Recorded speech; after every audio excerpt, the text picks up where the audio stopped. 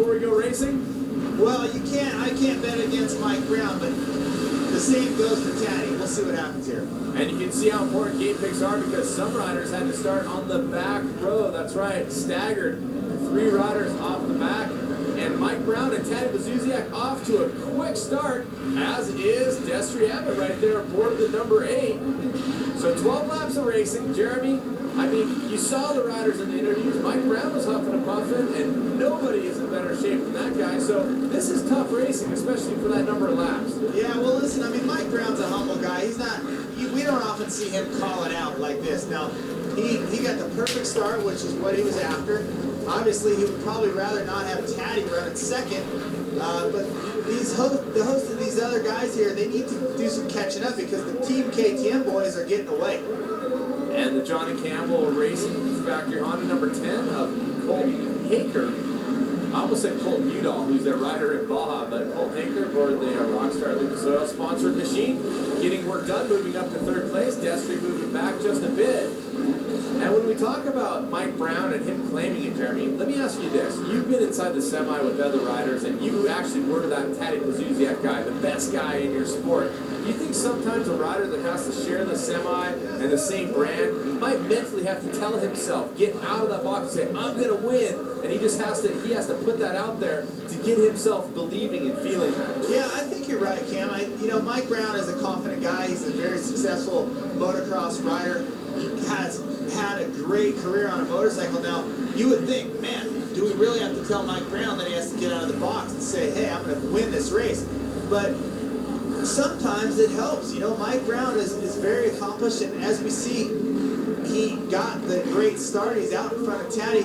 But the best thing that could happen to him if he said something like that and he backs it up. Absolutely. Now, absolutely. Right now, it's happening. So we'll see if he can get that done. But he's a confident guy. But as we know, Taddy's amazing too. Now we've been looking at your number 2. That is the Moose Racing Stillwell Performance Beta, and he gets tangled up with Corey Graffunder, who has a little bit of a problem. There goes Kyle Redmond aboard the number 7, getting by Graffunder as well. And Jeff Aaron also in the mix. So losing a number of positions is Graffunder. Let's take another look at this Lucas Oil replay. What happened, Jeremy? It looks like he's in the matrix section there. He doesn't time it right. His front end comes down on the log. And I'm not sure whether he could have been in neutral also, which causes the problem when you land like that. Oh, a problems for Haker. Yeah, Haker had a little issue. Double issue? Yeah, obviously the rocks are very slippery. Now, once you have a problem, it seems to compound it. Mike Brown just flying out front. We'll find out when we return if Brown can get it done and lay stake to his claim and win the first round.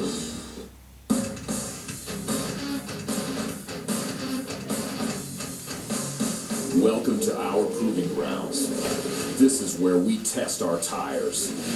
At General Tire, we design our tires to take whatever punishment our drivers can dish out and survive. Less than 1% of the earth is paved. Go attack the rest. General Tire. Anywhere is possible.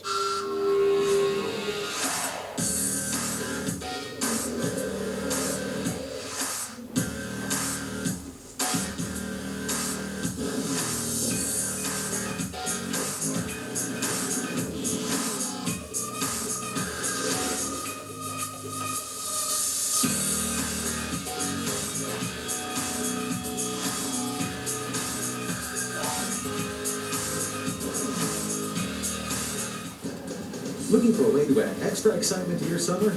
How about piloting a military jet, skydiving, firewalking, mountain climbing, machine gun practice, a volcano tour, diving a shipwreck, demolition derby?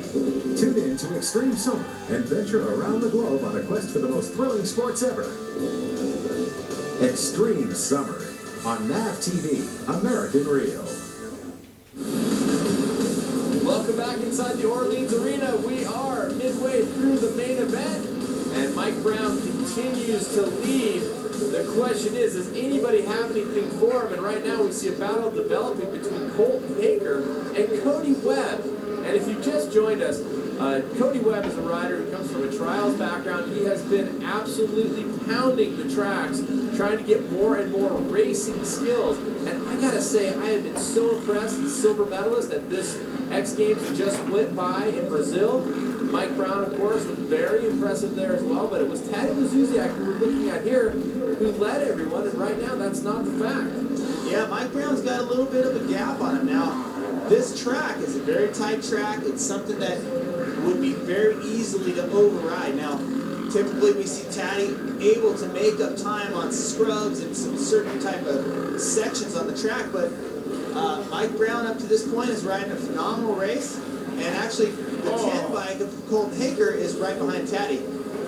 Obviously, Redmond there. Yeah, Kyle Redmond comes unglued, has to do a bit of a push-up to get back up, and taking a look now at Jeff Aaron, again, the running order, a lap number 9 across the top, only a couple more laps of racing, and we will decide the winner. Jeff Aaron's a big dude. He's comfortable doing that foot plant. Let's take another look. Lucas Oil replay.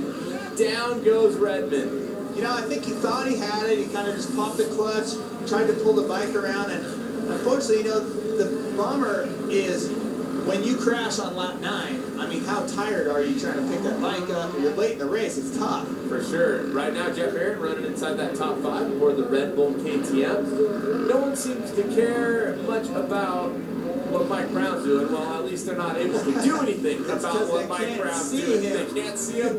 The Muscle Milk FMF Thor-backed KTM, the factory rider Mike Brown, he's been racing motorcycles for 20 years. He is the consummate professional, a former national champion when it comes to motocross racing, and he is just a bad dude on a dirt bike. Absolutely one of the best I've ever seen. I'm sure you agree, Jeremy?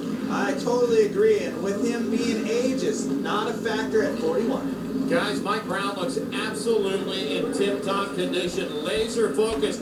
Taddy Lazuziak, on the other hand, doesn't look comfortable here tonight in Las Vegas. He told me in the off-season, right before the beginning of the European Endurocross season, he fell, high-speed swamp, broke his other shoulder, so he's really on the mend. He's about 70%, which is really scary when you stop and think about it. If 70% Taddy can win that many races, what's 100% Taddy going to be like?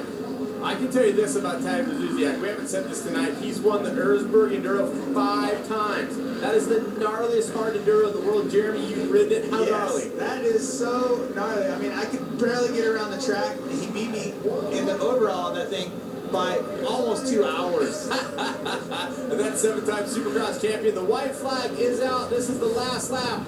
Mike Brown trying to get work done. Taddy Lazuziak trying to hold off Colton Haker and Cody Webb. This is a great battle developing for 3rd. That's Haker on the number 10 and Webb on the number 2 machine. You can see Haker in his lines. He's tightened up the insides.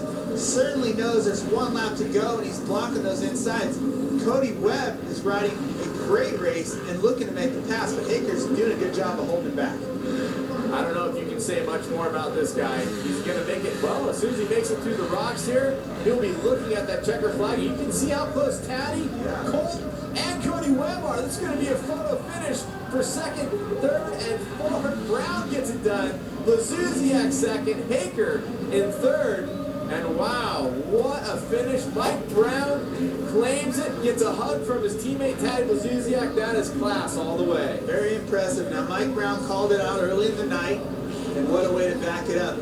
Obviously, that hole shot sure helped him, and he probably chilled out on the last lap. That's why those guys get a little close. He knew he had a big lead, but very, very impressive. To say the very least, when we return, we'll talk to him and everybody on the podium. The Lucas Oil Motorsports Hour is brought to you